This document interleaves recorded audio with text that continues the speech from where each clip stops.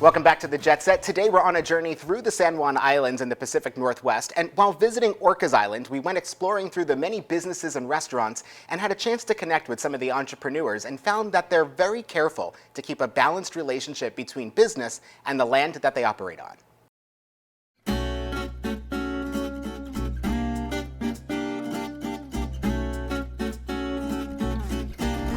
Tony, Buck Bay Shellfish Farm has quite a history. Tell me a little bit about your establishment.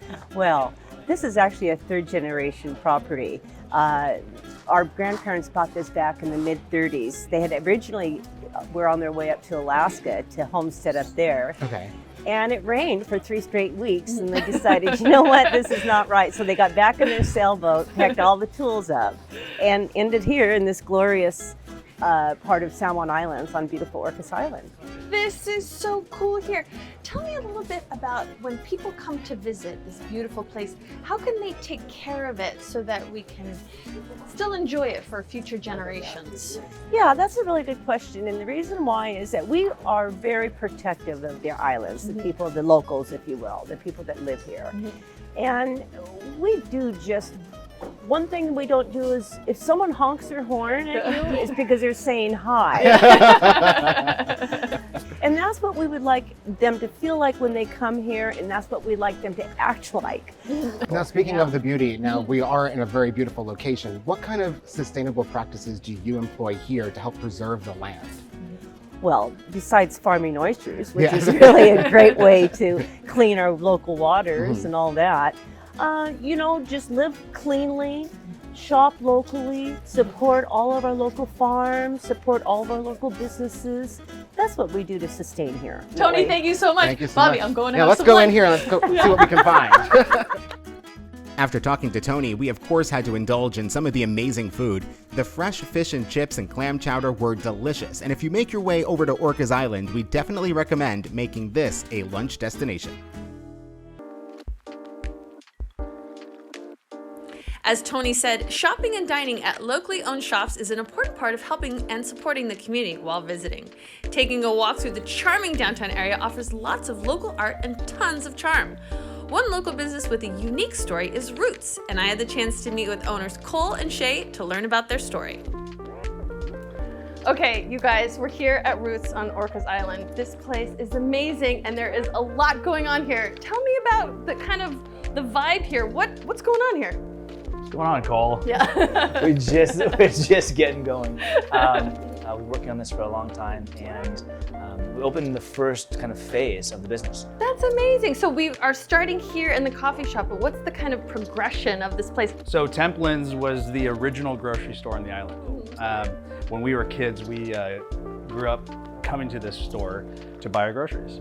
As we have taken it over, we are creating a wine bar and cafe. Yes. We have first opened the cafe, and Cole That's talked awesome. about the rest. No, well, it's kind of cool as Shay mentioned, like the idea of like back in the day, this was Templin's, which was the grocery store. And on this the is where island. you guys used to come when like you guys when we were were little kids. This is When we were kids, awesome. we'd run in here with our parents and run around the floors, and it was just like, so to have an opportunity to come back here on Orcas right now and open someplace in a building as historic as this, you know, with Rick and Marlis Hughes, and like just being able to kind of put this together, it's been fantastic. So you guys grew up here, both left, and then what kind of drew you back to the island? I mean, it's a magical place, but what was the kind of catalyst to bring you guys back here?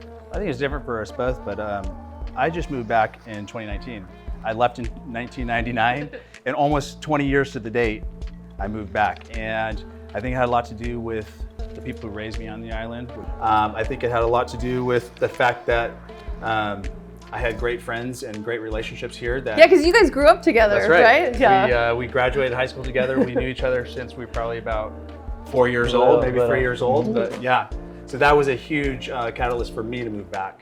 Yeah, I think that just like Shay, the family, you know, my family, mom and dad are still here, my little brother is still here. Really? Yeah, so I also left in 1999, same year we graduated together. I think right after we got, let's get out of here. We just bounced, but also our friends, like all the people that we grew up with, a lot of them are still here. And so the idea of coming back to our roots, you know, being back here on the island, Also for me, especially the natural beauty of the island. Like So the island is beautiful. so incredibly beautiful. It's such a magical place. Like even to this day, driving the same drive I've taken my entire life. Yeah. I was gone for 18 years, even coming back. It's like, it's so incredibly breathtaking. It's almost too much. It really is. So a lot of what we're talking about is the kind of stewardship of the island and taking care of the island. So what can you tell me a little bit about what you guys are doing to take care of this magical, beautiful place? Yeah, I think one of the biggest things for us was that our endeavor was not just to have a business. It was to create a space that both the locals and the community could enjoy. Our experiences all over the world were really what brought this thing together, but yet we also want to highlight a lot of the kids and the people that we grew up with who are part of this community. So now it's the next generation of kids that are going to be playing in this space for all of us to see. Well, Yeah. you guys, thank you so much. I really appreciate you taking the time to talk to me. Now, while Nikki got to spend a few nights at the Rosario Resort, yes. I stayed at Otters Pond, an amazing bed and breakfast with a truly amazing breakfast in the morning prepared by the owner, a trained chef, Amanda Zimlich, with ingredients straight from the backyard.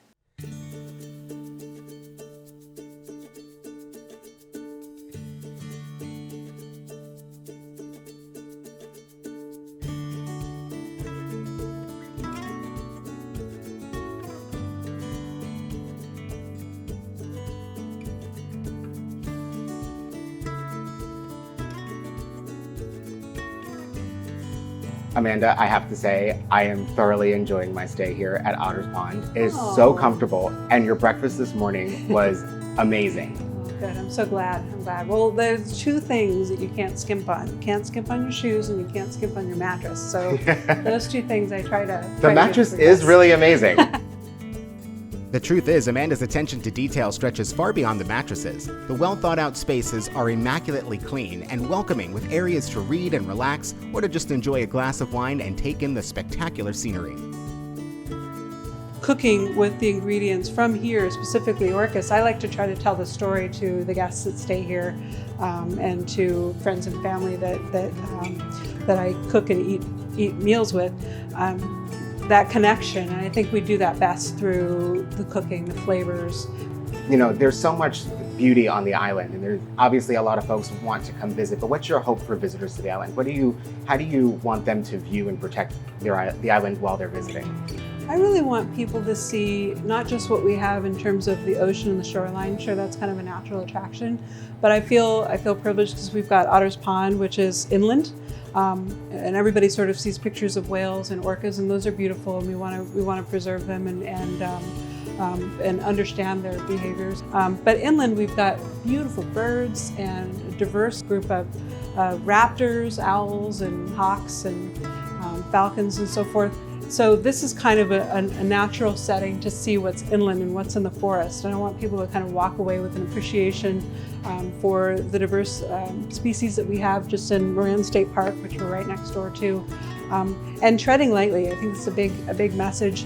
My hope, and this is kind of like my secret strategy, but if I feed people really well for breakfast, they're not going to bring a lot of stuff into the park, and they're not going to, they're going to be kind of mindful. They're going to be full, so they're not going to be leaving waste and things like that. You know, you really don't get an experience like this at every B&B, where you get to have the most comfortable mattress I think I've ever slept on, and then wake up to an amazing breakfast prepared by a trained chef.